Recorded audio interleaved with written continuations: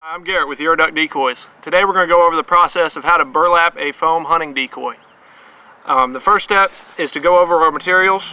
We got our decoy, which is the new Ure-a-Duck Decoys Tradition Diver Decoy. We have gone ahead and put a keel in it. You want to go ahead and keel your decoys before you burlap, so that way you've got something to hold on to during the process.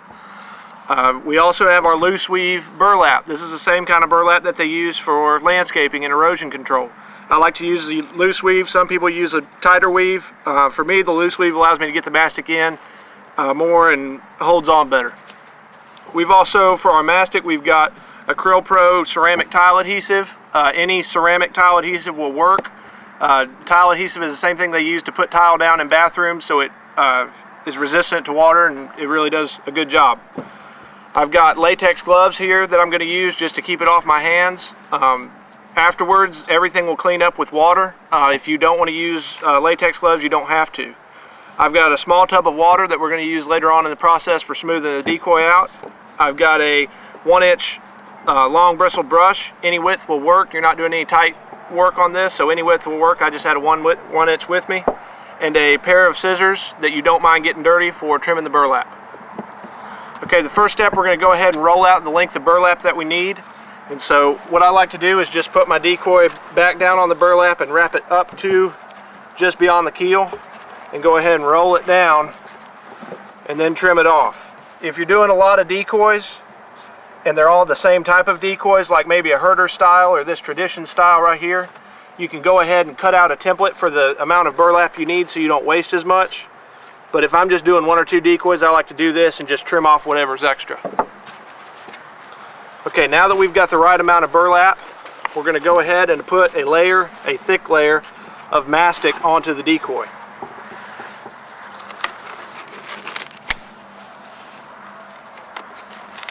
When you're burlapping these decoys, you kind of want to make sure that it's what you need to do before you do it. The reason you would want to burlap a decoy is if you are bringing your decoys in and out each day. If you have a permanent spread, there's no real need to use burlap on a decoy because the decoy is not going to have as much wear and tear on it. If you're single slotting your bags in individual slots, there's no need to burlap the decoy because you won't have enough wear and tear on the foam decoy itself to warrant it. It's guys that are putting these decoys in and out that are going to be bumping up against a hard boat, that are going to maybe risk tearing up this foam. Those are the guys that are going to want to go through this process on each decoy. I'm just going to put a thin coat on it, maybe 1/8 of an inch.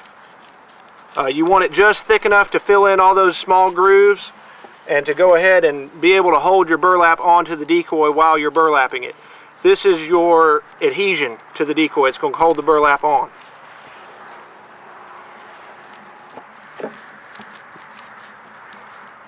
I went ahead and put burlap down on my table so that way stuff like that falling on it wouldn't hurt it. This is a very messy process. Do not do it on your wife's good kitchen countertop. She will not like you afterwards. Trust me, I've tried. Find a good spot out in the yard's great, like we are today, or in a garage. Those of you up north, too cold to be out in the yard. Alright, now that we've got this layer on, we can go ahead and lay our burlap onto the decoy. As you can see, that was quick and sloppy. No real need to be real prim and proper with it. If you're doing several dozen decoys at a time, like I sometimes am, you get over that being primmed and proper real quick as you're doing these. Okay, we're going to take this burlap and we're just going to touch it down to the decoy and smooth it out. You want to get in these cracks. One of the good things about the Traditions decoy is it has no major cuts in it, you know, deep end cuts or anything like that that will hold that will give you a harder time putting this burlap down. Okay, when you come to a spot like this right here on his breast where it's folding up on you, go ahead and let it fold up, and we're going to go back and trim that out with the scissors here in just a second. See, here we got another spot. I'm not real worried about wasting this this burlap right now because I've got plenty of it. It's not that expensive. I'm thinking, you know, $11, $12 for a long roll of it. So don't worry, I don't worry about wasting it. I'm gonna go ahead and just trim that off just like you see there. And go ahead and trim it all out to get it out of my way. And like you see there, it just forms right back together. And like I said, you can avoid this if you go ahead and cut out and lay your burlap down and measure it all out and cut out the template for what you need. But today, for just doing one decoy, it's quicker to just go ahead and knock this out in this fashion.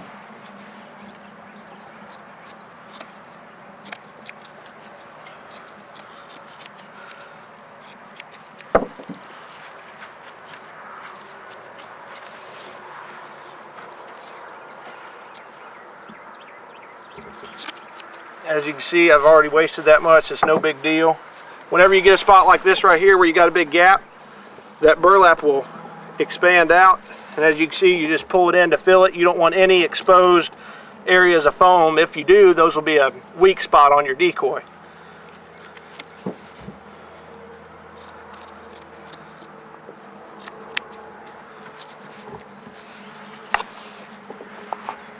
You're going to get it good and uptight to that keel. Like I said, don't worry if you've got a real nice hardwood keel or something on your decoy. Go ahead and seal it beforehand so the whole keel is sealed, and afterwards all this stuff like this will wash right off with water if you do it before the burlap sets up, before the mastic sets up.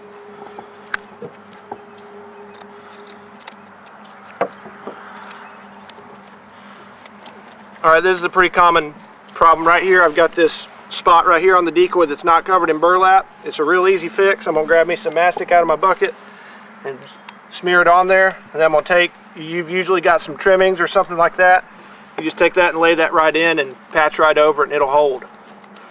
Basically what you're doing, I like to think of it like this, what you're doing is you're cementing over the entire decoy, and this burlap is like your rebar. It just gives the mastic something to hold on to, and it gives the whole shell a strong adhesion to the decoy and makes it real durable. All right, now as you can see, we've got the entire decoy covered in burlap except for the keel. Got a little bit on the keel right there. The next step is going to be to put our first layer of mastic over the burlap. And what you're doing here, you don't want to put a thick layer on this time. Just like in painting, more thin layers of mastic will create a stronger decoy than one thick layer. And so what you want to do is you're going to take your mastic and you're going to really rub it in and get it all down in those grooves of the decoy. And like I said, as you go, pull it off that decoy just like that, so that way you can see that see the ridge of the burlap in it again. If you cover it over it like that right there where you don't see it, you've put it on too thick for your first coat. We're going to go back and put 2 or 3 more coats of mastic on this as it sets up. Now this isn't a project that you can knock out in one day, because you have to let that mastic set up completely. In the south where we are, where it's humid and hot, it's going to take 2 weeks maybe to get that mastic to set up. And if you've got the time, you really should let that mastic set up for 2 weeks before continuing on to your next layers. Places like Utah or Arizona or somewhere like that where you're out in the low humidity Colorado, this bird will set up overnight with this mastic. To expedite that process, some people will put a fan on them. You know, you put them up in your attic somewhere where it's dry and real warm. Some guys have even taken their dryers and put a shoe rack, the little rack that's designed for drying shoes, in your dryer. You can put the decoy on that and put it in the dryer and run it for a cycle. And that shoe rack will keep the dryer from hitting the decoy as it spins, and it'll set up really quick that way. You can do that in one day if you choose. And as you can see, I'm holding it on the bottom of the decoy and touching the burlap or the mastic. That's one of the reasons I'm wearing latex gloves, because this is such a messy process. And like I said, on these first coats, you don't have to be real careful with what you touch and how it looks, because you're going to go back and do more coats over it.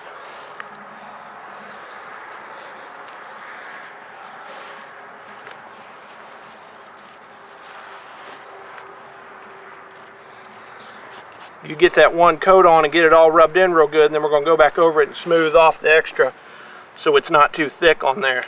So like I said, you can see the burlap grain through the wood, through the mastic, I'm sorry.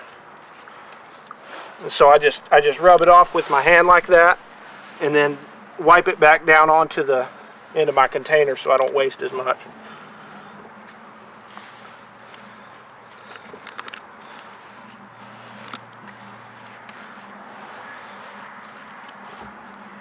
Like that right there, you can see where I pulled that burlap off that decoy. I just go back with my finger and patch it back over it.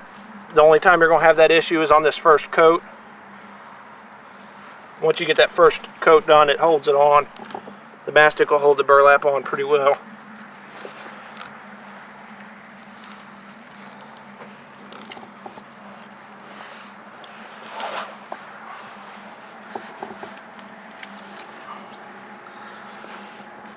Okay, now we've pretty well gotten all the extra mastic off the burlap.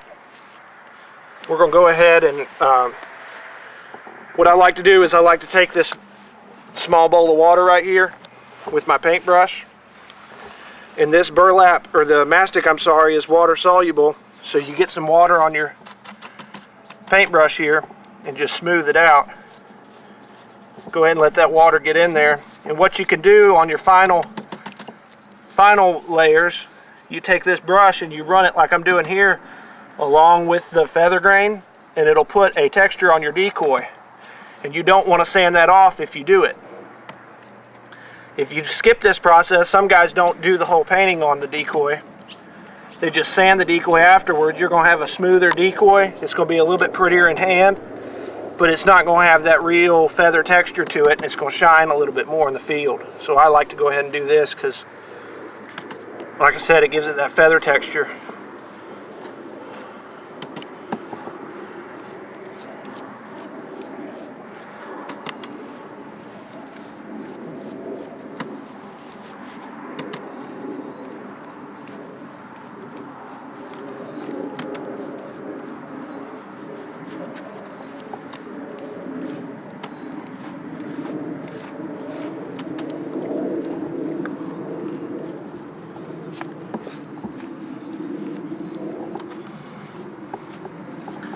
And that right there is a burlapped hunting decoy.